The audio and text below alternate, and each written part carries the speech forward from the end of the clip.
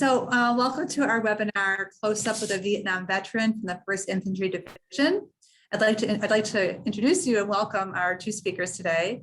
First, we have Jackie Gillespie, who is the museum facilitator and volunteer and travel program coordinator with the 1st Division Museum at Cantini Park.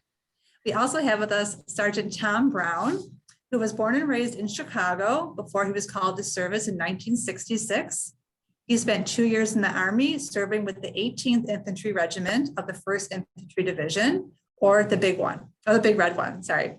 His service with the 1st Division brought him to fight in Vietnam, where he was wounded.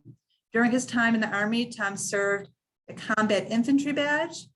He earned the Combat Infantry Badge, the Army Commendation Medal with a V for Valor, and the Purple Heart.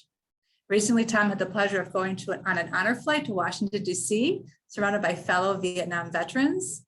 And today he enjoys speaking about his service with the 1st Division to all different age groups, and he enjoys playing golf and spending time with his family and grandchildren. So Jackie and Tom, thank you so much for being with us today. Thank you. Thank you so much for having us. We're so excited to talk with you all today. I'm going to go ahead and get started. So I'm going to share my screen. All right.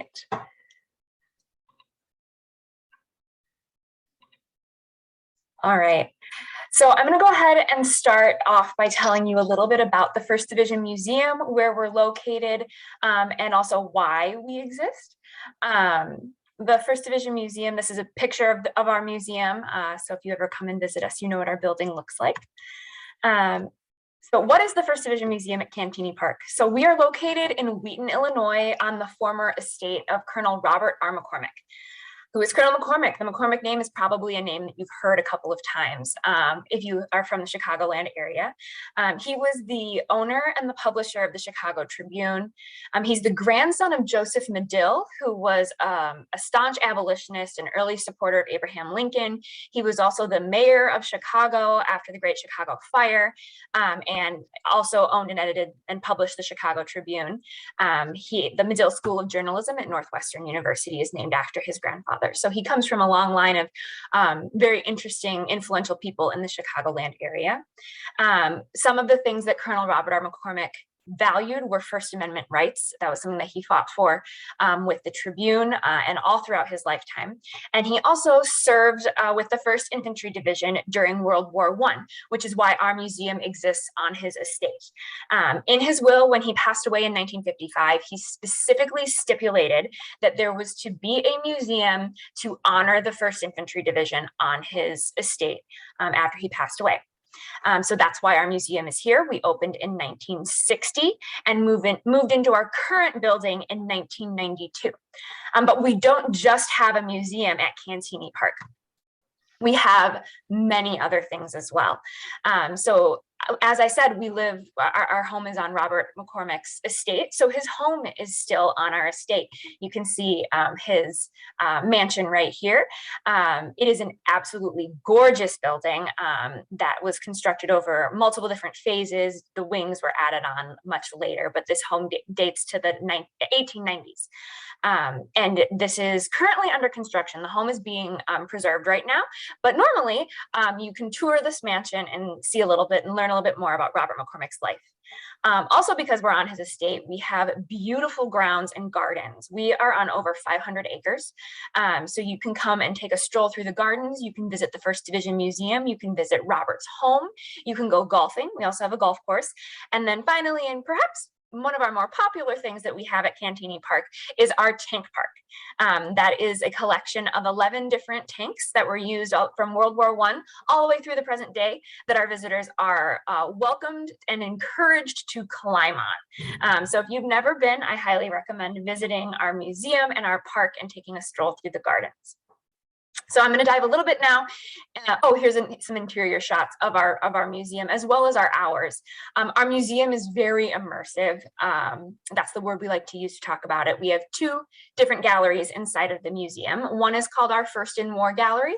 That covers the 1st Division's history in World War I, World War II, and then finally the Vietnam War.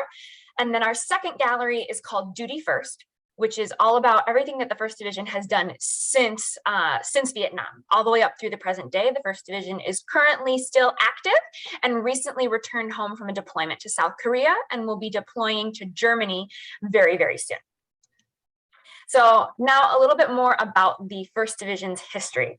So the 1st Division was created officially just as the United States was getting involved in World War I. So we're created in 1917. General John J. Pershing very specifically created the division by handpicking the units that he felt would best represent the United States as we were getting involved in World War I.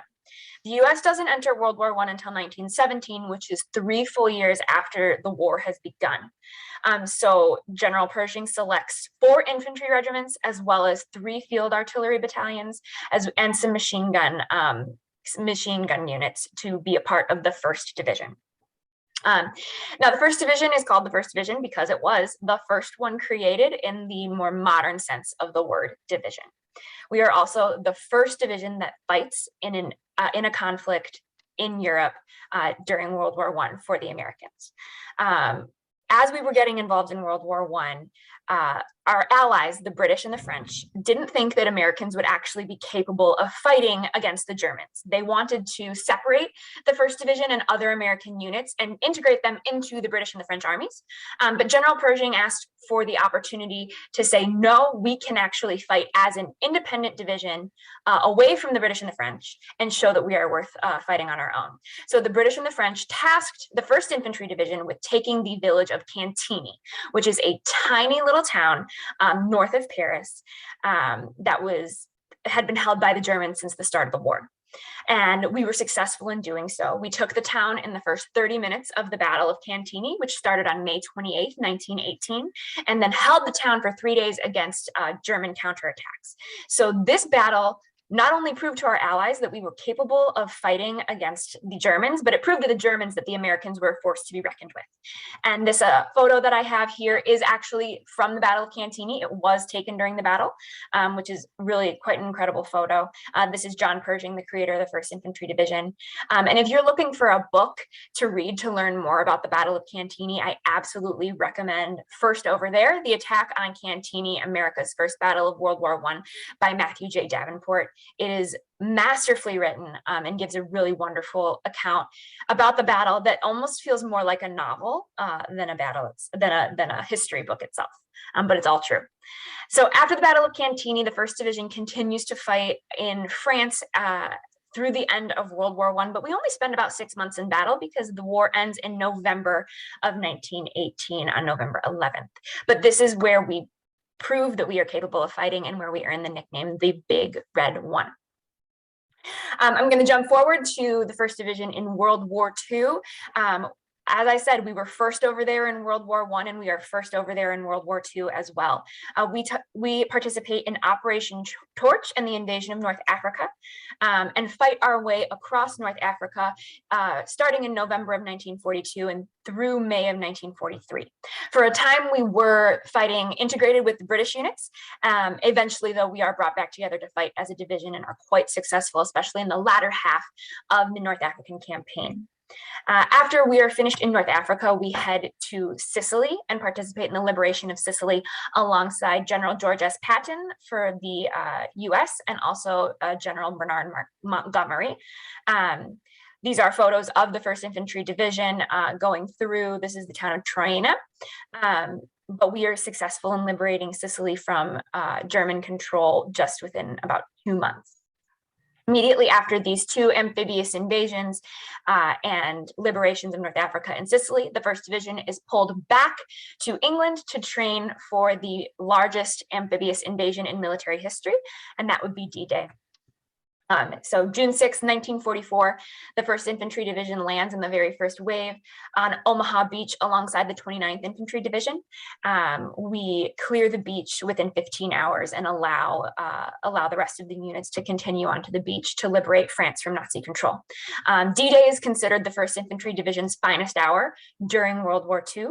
Another masterful book written about this topic that I cannot recommend enough is The Dead and Those About to Die, D-Day, The Big Red One at Omaha Beach by John McManus.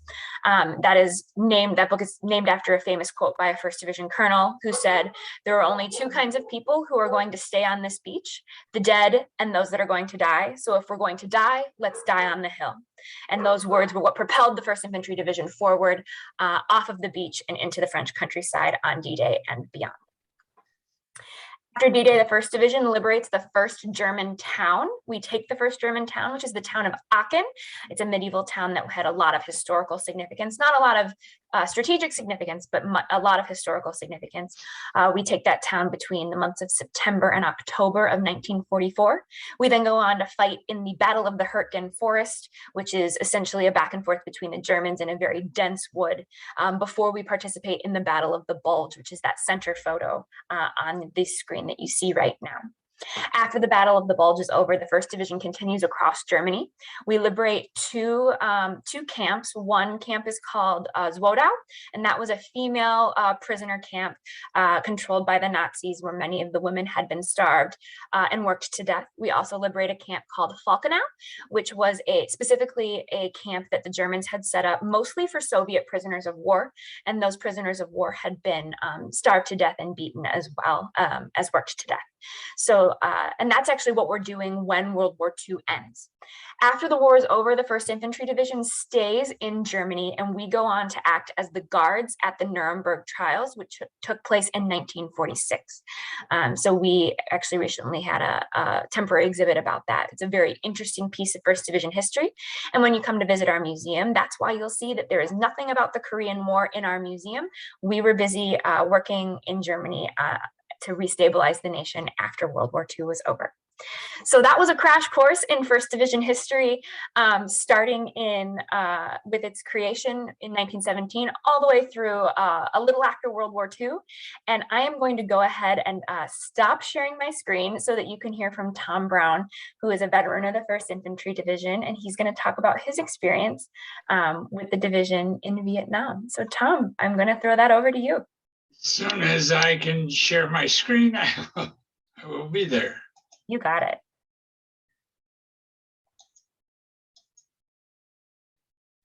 All right. Can you see my screen now? Not quite. There should be a little button on the bottom that says, oh, there, not quite. A little button on the bottom that says share screen. Do you see that, Tom? Yeah, I hit share screen, but I'm not doing it. Hang on 1 second. Okay, let me try this one more time. I apologize.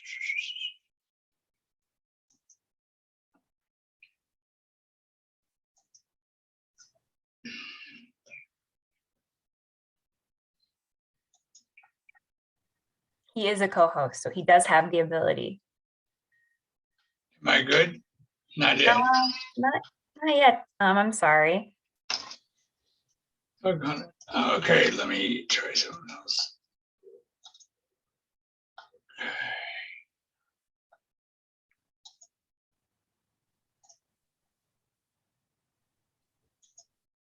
Thank you, everyone, for your patience.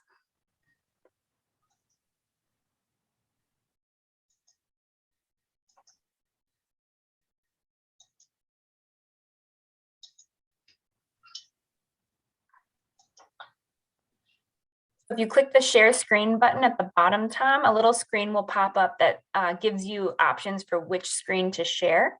And then you click the little blue share button. All right, I think. See, I don't know that I'm on. I apologize. Thought I had this.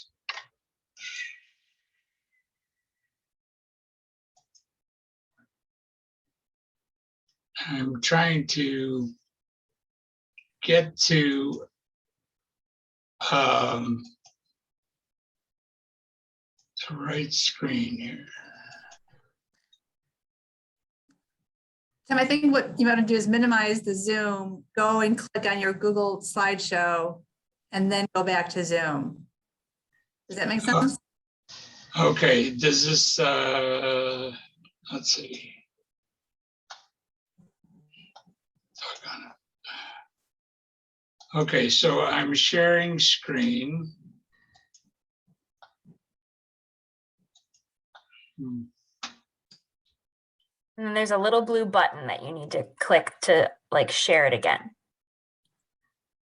On like the bottom right-hand corner. I have a share screen.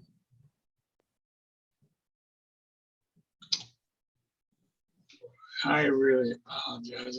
It's okay. No, I know it can be tricky. Okay, so I'm sharing screen. I'm looking at you right now, Roz. Okay.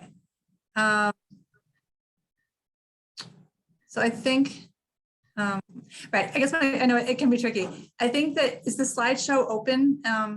Is it open in another tab? It should be.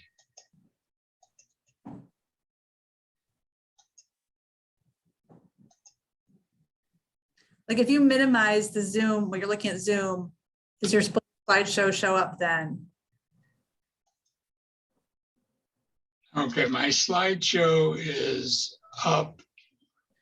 Okay, now. so then when you go into share screen, they should give you like a few options and you should be able to see like your slideshow and select the little mini version of your slideshow.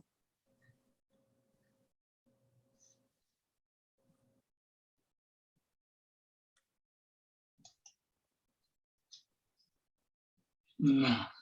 I know so I know it's so frustrating because we just did it a few minutes ago. Well, look, Tom, either if you want to just do without your slides, I know you can use your own slides there as kind of like your outlines. We could just do that. Yeah, I'd love to. I know. So this you don't see, right? You don't see Right. the screen? Mm-mm. Boy, oh boy. I am so sorry. It's okay. It's okay. Let me get out of here and I will just do what I do. Okay.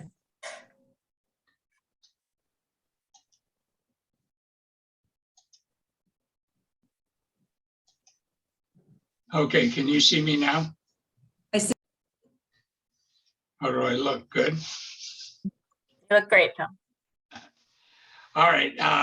I apologize for that. I really spent a lot of time putting that whole thing together, and it just didn't work this first time. We'll work out the bugs. But anyway, my name is Tom Brown, and I was drafted into the military in 1966. I was roughly a year out of high school, looking for a job.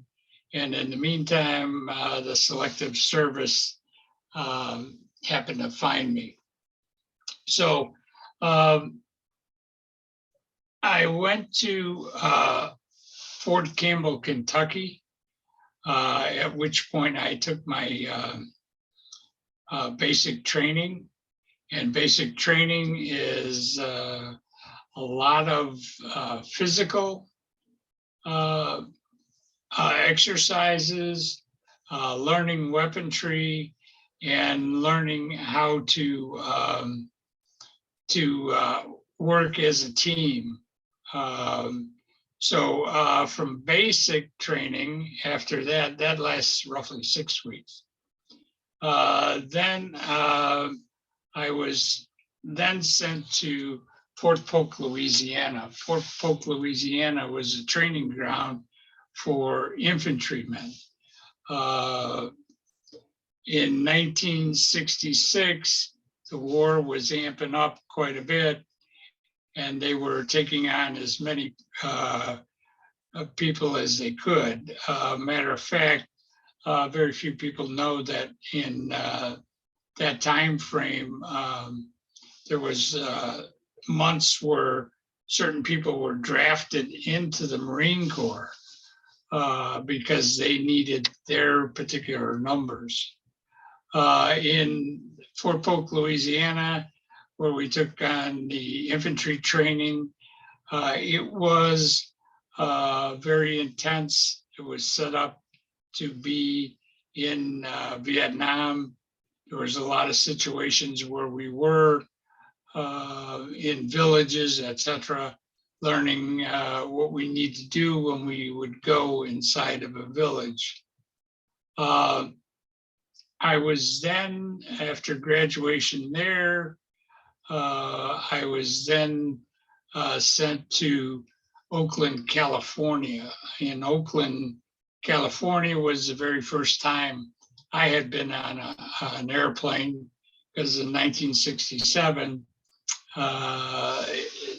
flying was pretty much for the elite. So anyway, I went to Oakland, California, went into a holding company, and in the holding company, they have you get caught up on your shots, because there's a lot of diseases that are still existent overseas, but had been eradicated here in the United States. So you had to get quite a few shots. Then also you had to make out your will, which at 19 years old is kind of daunting. So you make out your will. The other thing they did there is they took away any weaponry that you might have wanted to bring along. You were only allowed to bring what the military had issued to you. So people who thought they were going to put a pistol in their boot or whatever, that was all confiscated. I was fortunate from a standpoint that I was put on a commercial airliner, 727. Some of the guys who went there went on a military plane, and on a military plane, there is no insulation. There's two canvas seats on both sides of the airplane, which everybody gets to share. And the flight to Vietnam is 24 hours. So, like I said, I was quite fortunate to be on a Continental. We stopped in Hawaii to refuel. We stopped again in the Philippines to refuel. And then after the Philippines, we were coming into Vietnam. There, they turn off all the lights in the plane, and you look outside of the aircraft and you see that you're being escorted into Vietnam by fighter jets, which at that point, you kind of realize, game on, this is all the stuff that we train for. So very first day I get in base camp, I'm assigned to the Big Red One, the 1st Division. I was one of a couple of guys that were back in base camp. We went out that evening on choppers to join our company. We were replacements. I was, one of the things is the division motto, 1st Division motto is no mission too difficult, no sacrifice too great, duty first. Well, that part that said no sacrifice too great made me a little nervous. But anyway, I get out to the field and I am assigned to carry an M79 Grenade Launcher. An M79 Grenade Launcher shoots a shell that's about that big. I had to carry 60 rounds.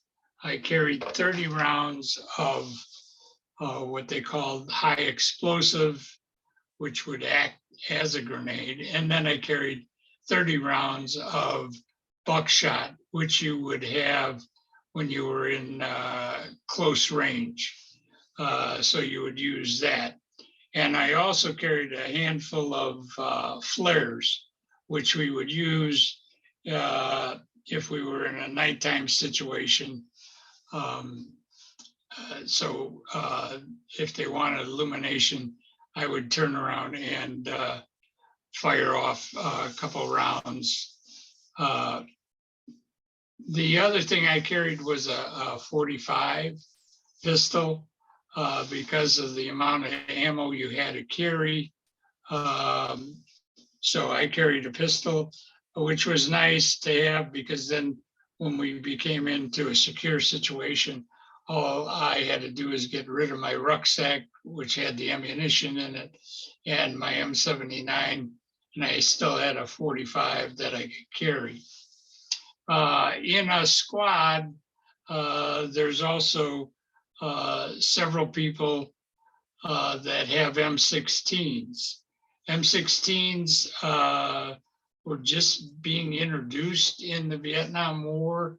In the beginning, they had a lot of issues with them because of the humidity there. The later ones that they came out with worked much better. In an M16, every third round was a tracer, which is like a laser. So if we were sitting next to each other, I could show you exactly what tree I think that guy is in. The only problem is after that tracer, you can see it. And if my weapon jams, with the M16 did in the beginning, they in turn, it points an arrow right back to you. So there were some issues with the 16, but later on, like I say, they were ironed out. They changed the barrel sizes. Another person in the squad, is roughly 7 to 12 people. Another weapon was the M60 Machine Gun, which is the Rambo type of that you've seen in movies. They carried bandoliers of ammunition. The person who carried the M60, which was quite heavy, also carried a couple of rounds, and also usually the guy that was right behind him carried more rounds for the 60 machine gun. The North Vietnamese and the VC all carried AK-47s. AK-47s is a much heavier weapon, but it had been around in the Chinese arsenal forever. They had a 30-round clip. Our M16s had 20-round clips. Most of the guys would take two 20-round clips, tape one upside down so they could flip it real quick. When they emptied one, they could flip it around the clip and then into another one. This was the very first war that America had been in that was not a geographical war, like Jackie talked about earlier. In World War I and World War II, everything started up here, and you kept marching your way through town, and then the next town. Well, in Vietnam, you were put on helicopters on a daily basis. You might be on a helicopter several times in the course of a day, and they would take you to where the action was.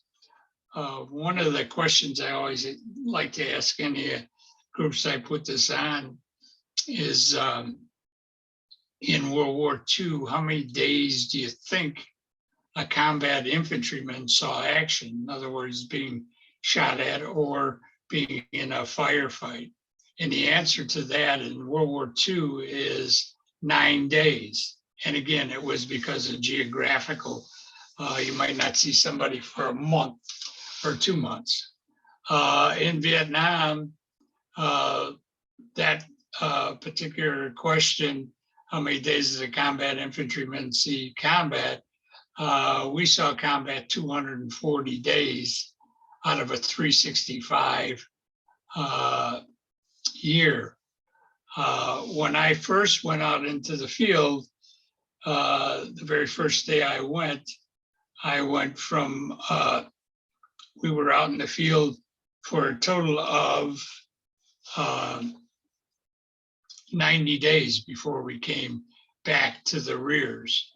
So it was, even if you never were involved in any kind of action, etc., very hot country. There was basically 3 different types of terrain. One being the jungle, which you've heard of, but the jungle was very, very thick. A lot of green bamboo. The bamboo is very, very hard. Several of us would carry machetes to chop our way through the jungle. And to go the length of a football field, it might take us up to an hour and a half to get through because the jungle was so dense. Then the other terrain was rice paddies. The country, that's what a lot of the people were farming. Rice paddies had dikes on them, which you could walk on and stay dry. And the rest of the paddies themselves were flooded, so the rice would grow. However, we were never allowed to walk on the dikes because it made you too easy of a target, because that was pretty much open field all the way. Then the other thing was rubber tree plantations. There was quite a few rubber tree plantations over there that we had to go through, and also the people there, it was good cover for the North Vietnamese. People ask what we had to eat, and they were basically sea rations. Sea rations are, show you a quick picture of that. That's a box of sea rations. That's pretty much what we'd have for lunch. And inside there was a drink. You can make chocolate, I should say powder. There was a main course, which was like a beans and franks. There was crackers, there was jelly, and there was a 4-pack of cigarettes. That was before anybody figured out that cigarette smoking was not good for you. So that's what we'd have. During the evening, when we would come to rest, we would set up a perimeter, which is just a circle. Outside there, we would put claymore mines, which were mines that were wired to a trigger. We had, I think it was like 100, 150 feet of cord that we used. And if we heard somebody out there, we would squeeze the cord.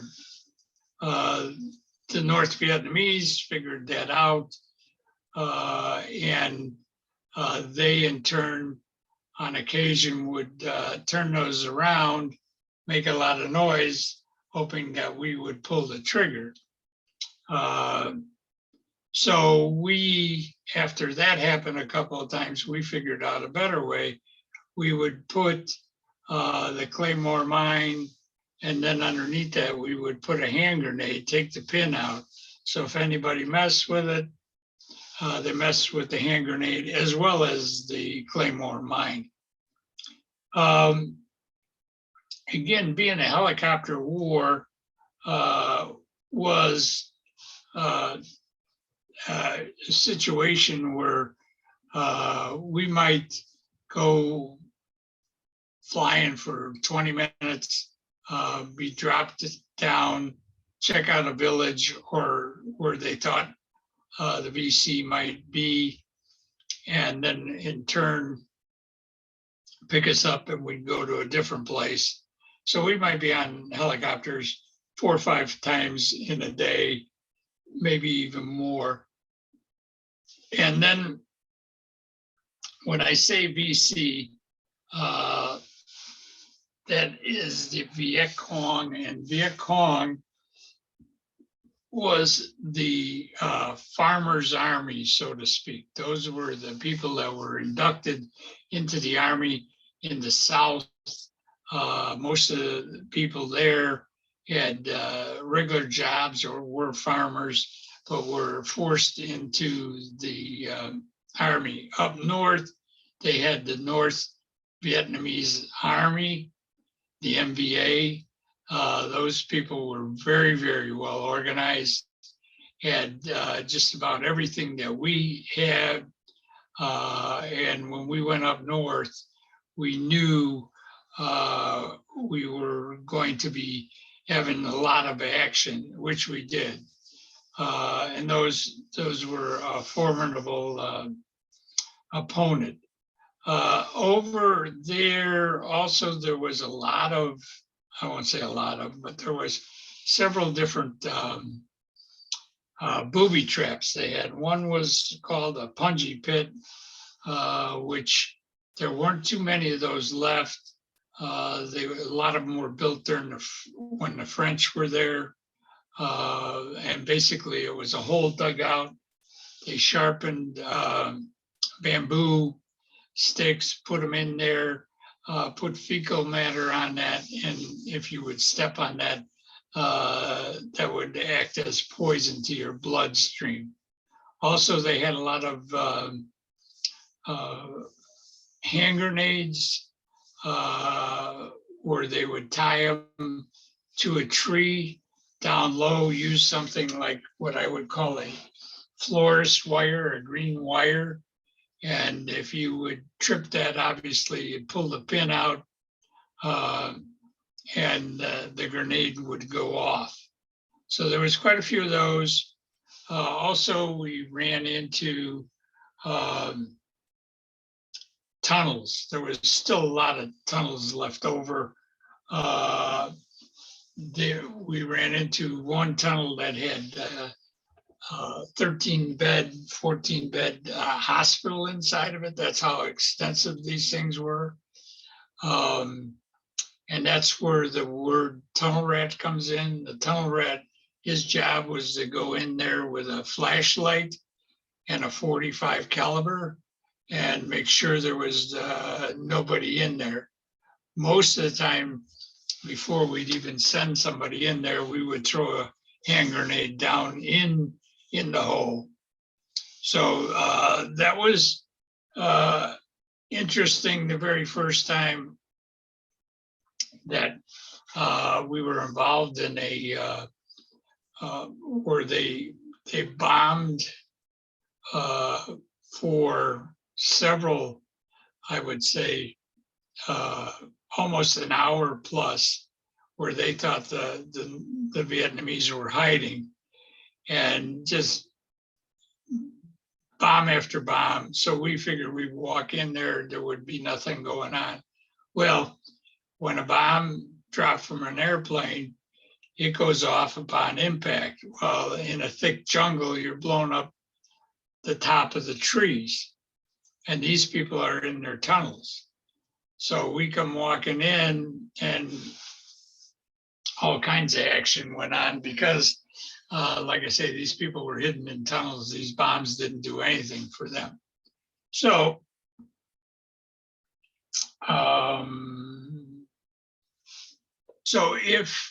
if we were in our perimeter at night, they would send out hot chow if there was nothing going on action-wise. They would send out hot chow, and more ammunition. I was an infantryman / mortarman, so at night they would bring in our mortar, 81 millimeter mortar, and we would set that up, and if there was any kind of action going on, we would use our mortar. So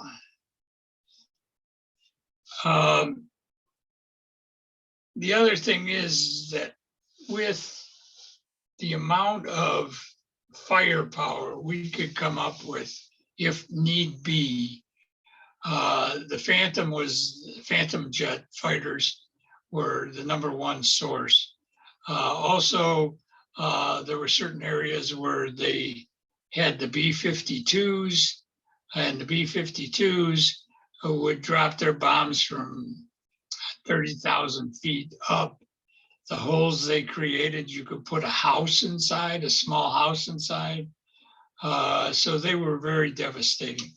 But the one that we would use was called Puff the Magic Dragon. It was a C-130, which is a 4-propeller unit. And it had Gatling guns on it and rockets.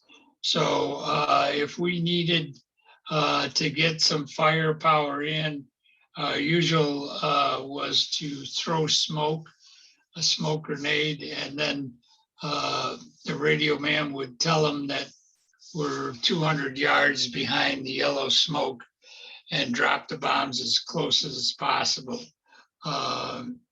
which, like I say, helped us out several times. Then we were on a patrol in the south, and then we were ambushed. The guy in front of me, we think was the guy who tripped the wire, so the hand grenade went off. I was wounded mainly in the feet and legs, ended up with 16 broken bones, was then brought back to the MASH unit in Vietnam, stabilized, sewn up, etc.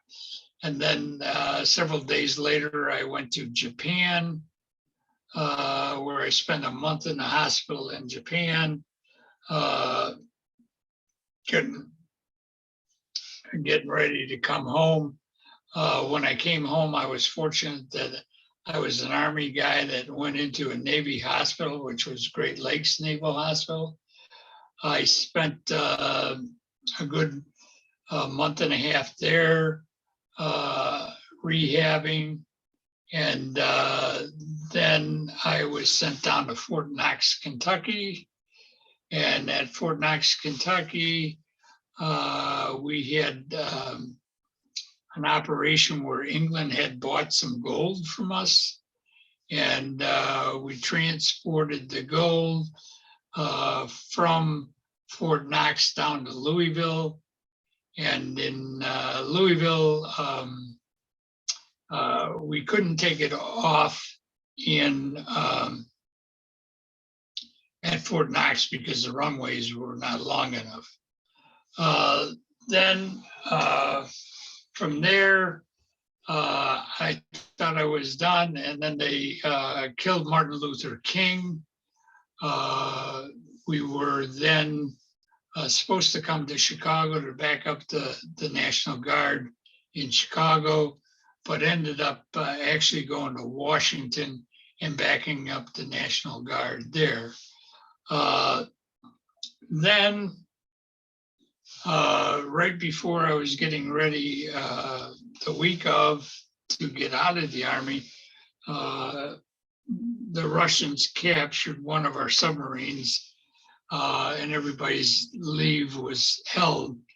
but that was only for 3 or 4 days. So we were able to get out the military on time.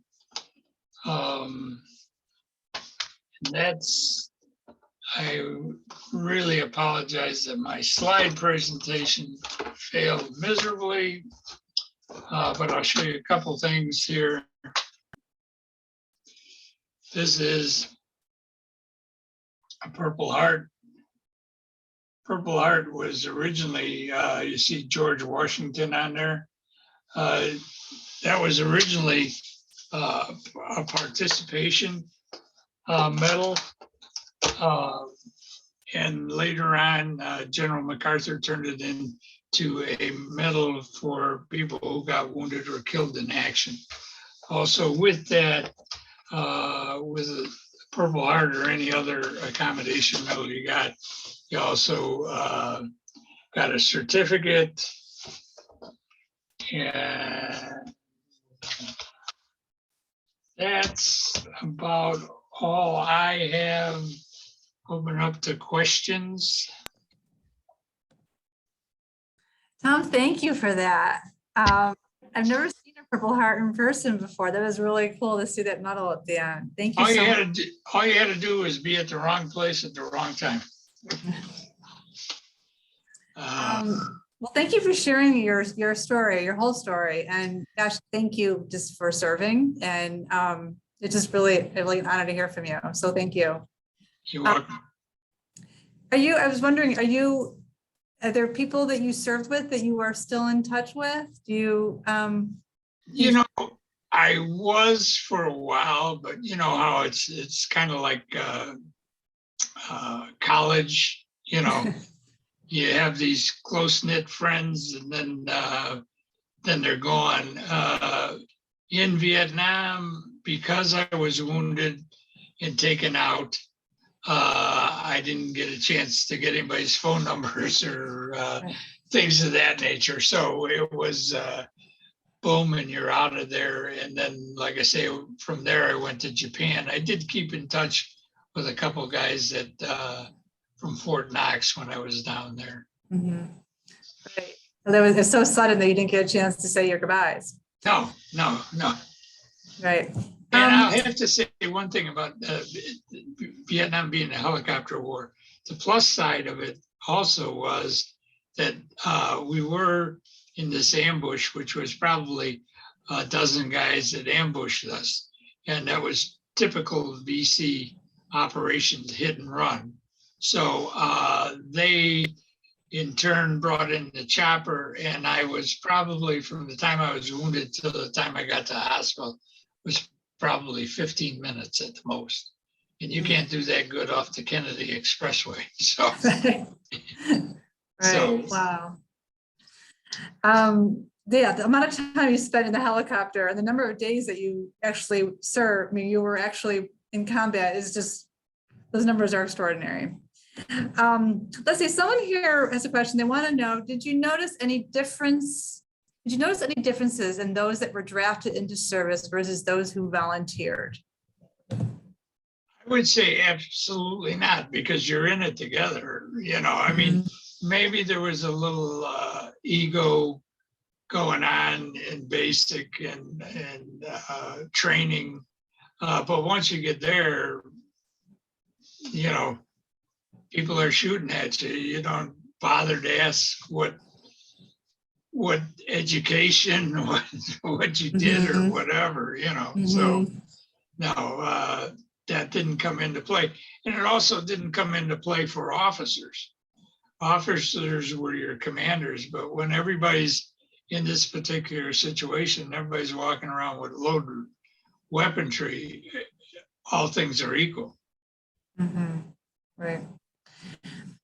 So in your opinion, kind of what makes the 1st Infantry kind of special? I mean, it's very, you know, what makes it a special unit in your opinion? Well, I was interviewed by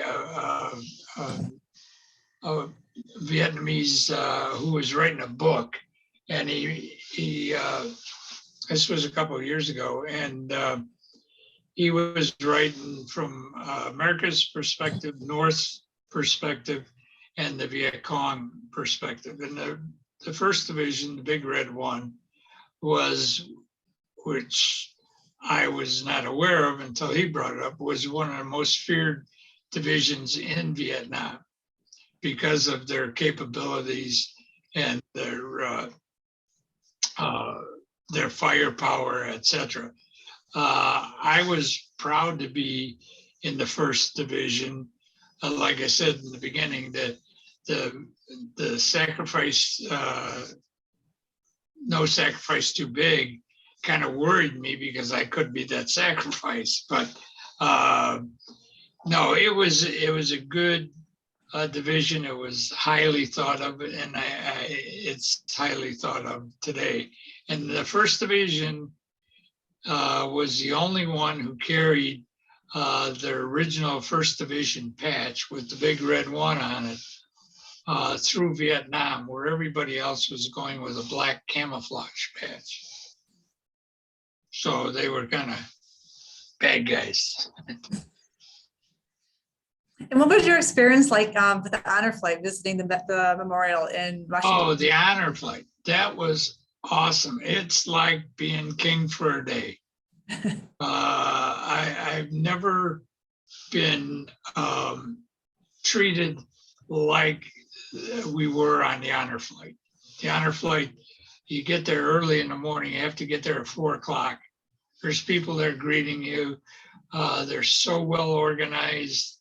And everywhere I had a badge on it, said Tom Brown. Everybody, hey Tom, congratulations, thank you so much.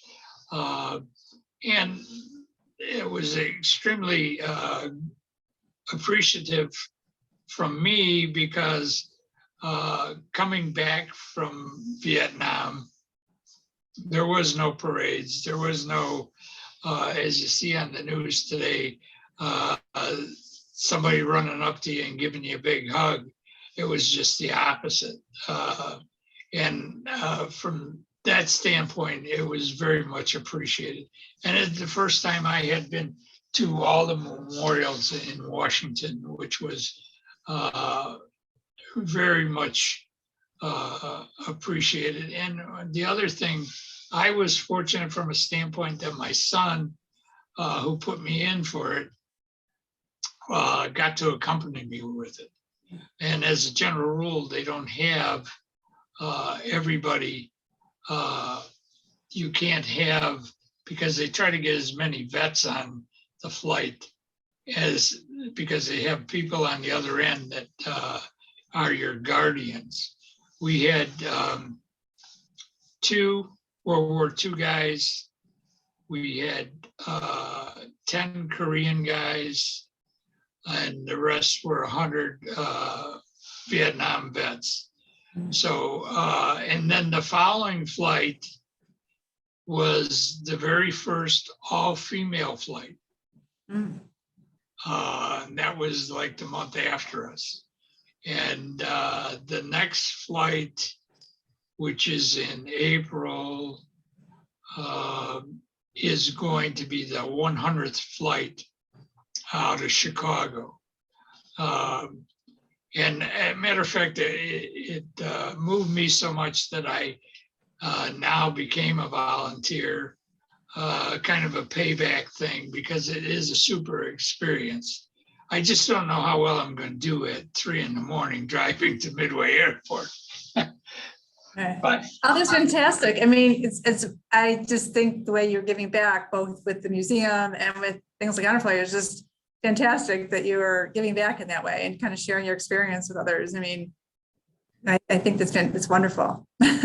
well, I'll tell you, the museum is just a great place, and the women in this museum are just phenomenal.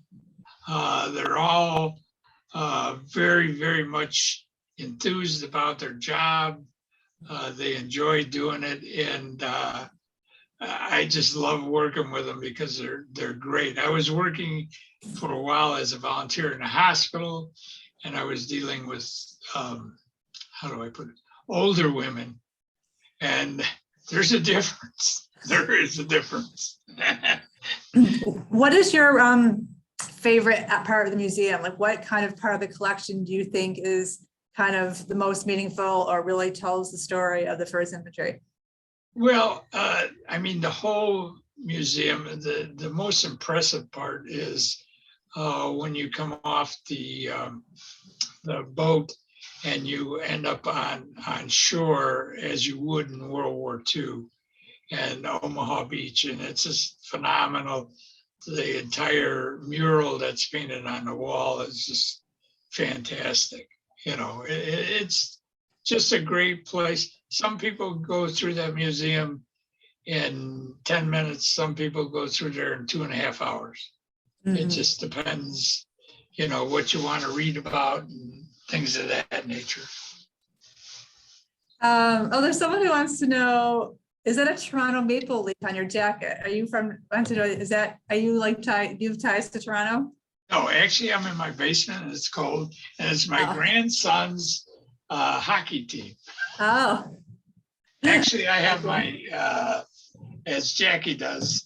But see, I'm not as important as Jackie. I don't have a vest like that yet. Gotcha. Okay.